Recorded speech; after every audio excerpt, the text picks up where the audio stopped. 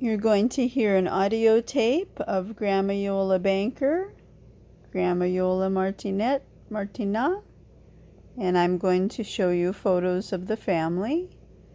This was the photo album that belonged to Iole Martinat, so Grandma Iole's mother. And we see her handwriting here.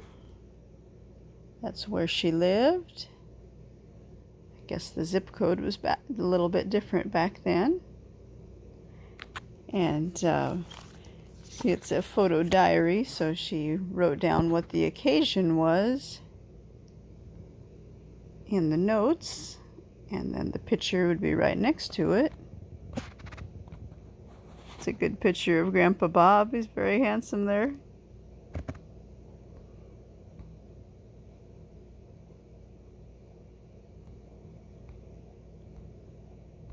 I think even Grandma Iole thought sometimes he looked like Richard Burton, the actor, a little bit. Especially when he had sideburns. I don't know if he had them there so much.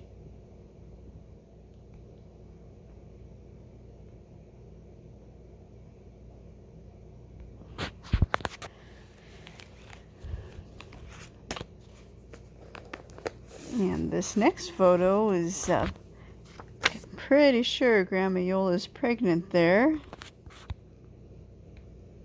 It's probably in Monterey Park, near the house where she grew up, her parents' house. They bought it, 8% interest or whatever, high rate. Must be some friends with them.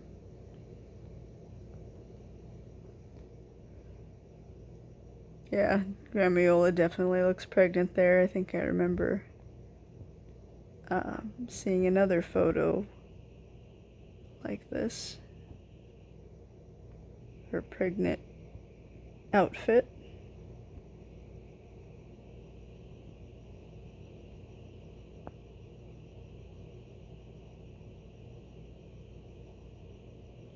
And then this photo here is of some friends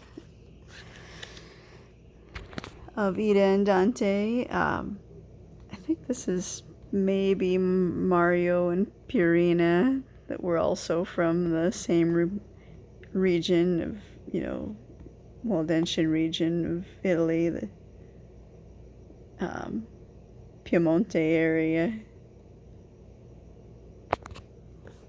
Okay, here's the video, or the audio tape coming. Oh, look, Grandma Iole has a pretty good waistline there. She must have been on a diet. Little Bambino loves risotto.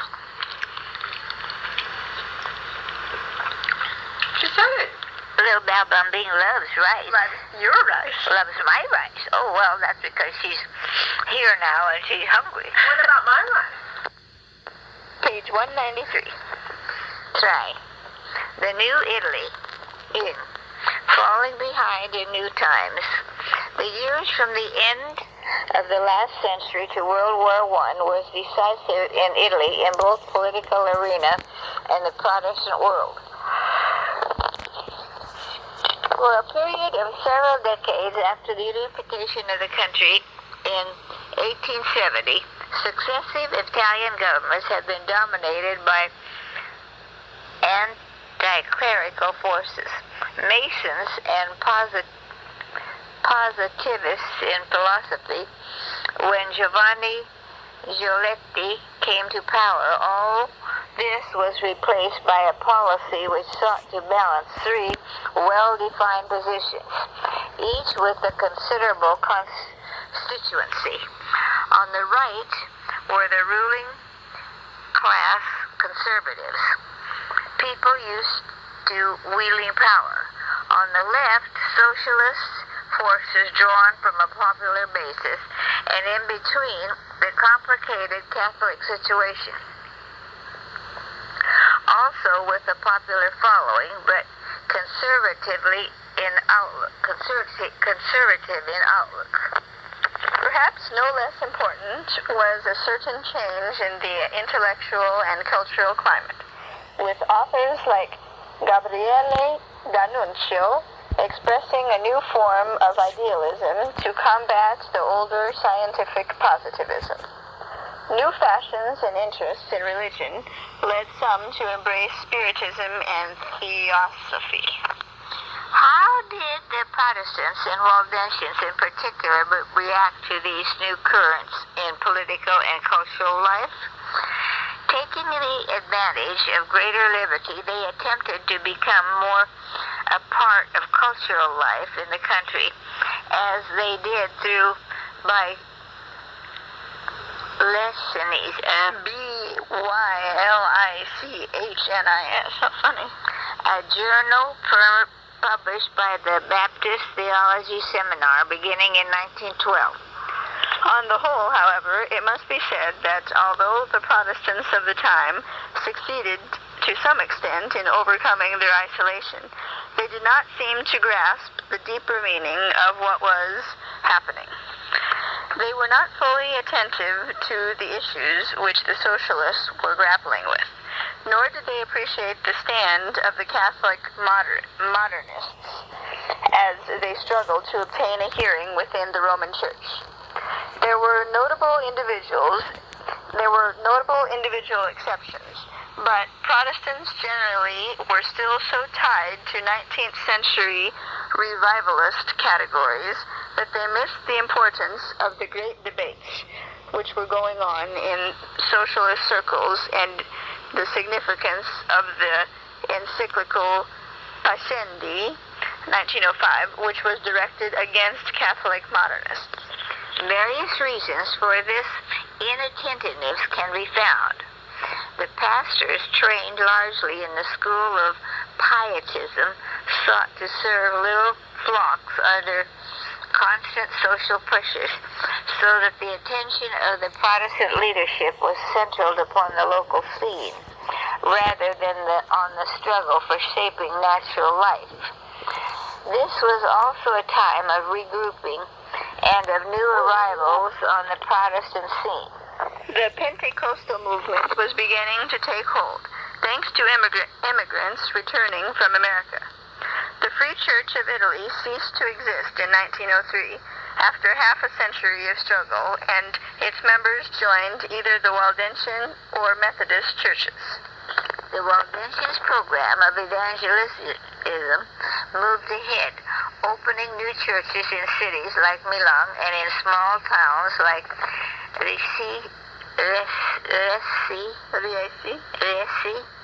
Sicily, and Corato Pulga. The Waldensian Seminar continued its important publishing efforts, notably in the Revista Cristiana Christian Review. In 1908, La Luce,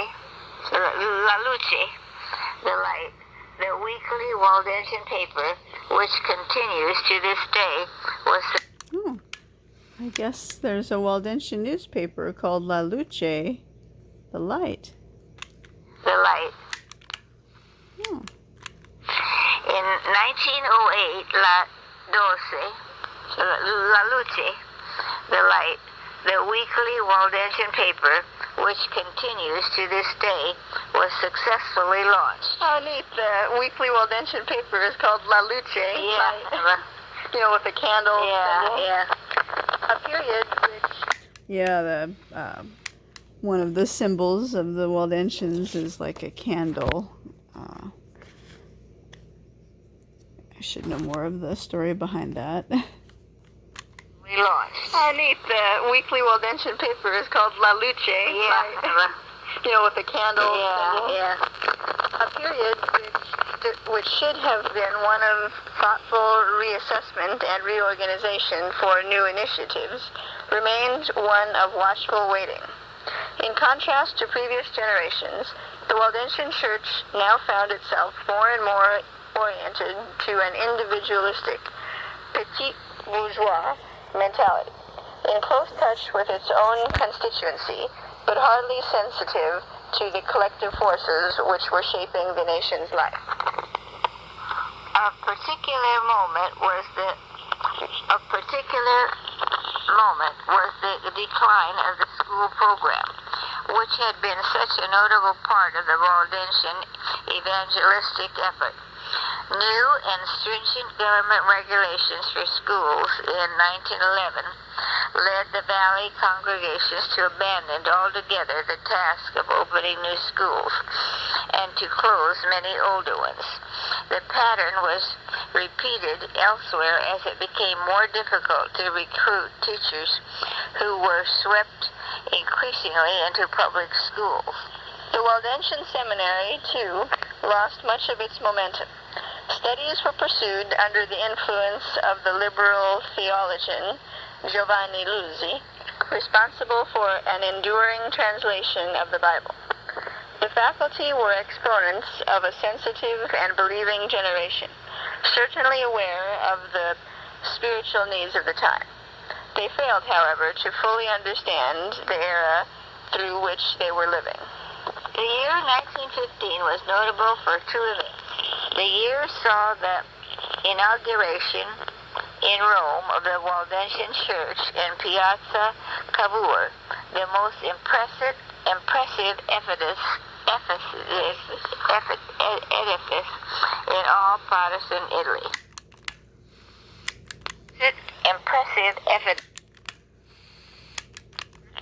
In Rome of the Waldensian Church in Piazza Cavour, the most impressive edifice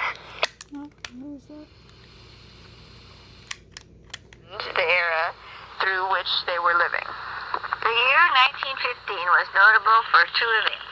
The year saw the inauguration in Rome of the Waldensian Church in Piazza Cavour, the most impressive edifice in all Protestant Italy.